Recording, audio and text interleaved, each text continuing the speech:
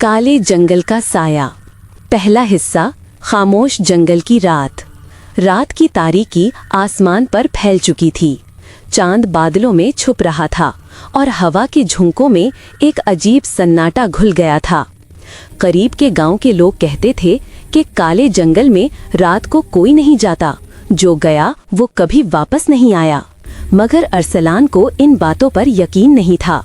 वो वीडियोग्राफी का शौकीन था और उसने फैसला किया कि आज वो इस जंगल की रात के मनाजिर की वीडियो बनाएगा।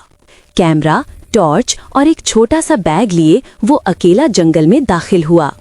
दरख्तों के बीच हवा की सरसराहट किसी सरगोशी की तरह लग रही थी।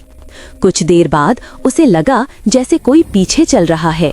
वो रुक गया, पीछे देखा, कोई नहीं था। फिर अचानक टॉर्च बुझ गई। अंधेरे में उसने मोबाइल निकाला, मगर सिग्नल खत्म था।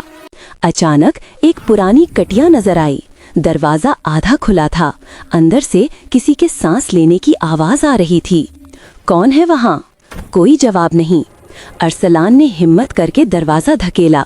अंदर दीवारों पर अजीब निशान बने थे, जैसे किसी ने पंजों से खींचे हों। एक पुरानी अलमारी के अंदर से आहिस्ता आहिस्ता खड़खड़ाहट सुनाई दी। उसने हाथ बढ़ाया, अलमारी का दरवाजा खोला और अंदर अपनी ही वीडियो फ्रेम्स देखे। वो फ्रेम्स जो उसने अभी तक नहीं बनाए थे, मगर उनमें वो जंगल के बीच में मुर्दा पड़ा था। अचानक अलमारी के पीछे से वही चेहरा बाहर निकला, बिल्कुल अरसलान जैसा, मगर आंखों में सुर्खी, चेहरे पर शैतानी मुस्कुराहट। इसकी आवाज आई, अब मेरी बारी खत्म, तेरी शुरू। और अगली सुबह गांव वालों ने जंगल के किनारे एक नया कैमरा पाया, जिसमें आखिरी फ्रेम सिर्फ दरख्तों का नहीं था, बल्कि 2 अरसलान खड़े थे। दूसरा हिस्सा,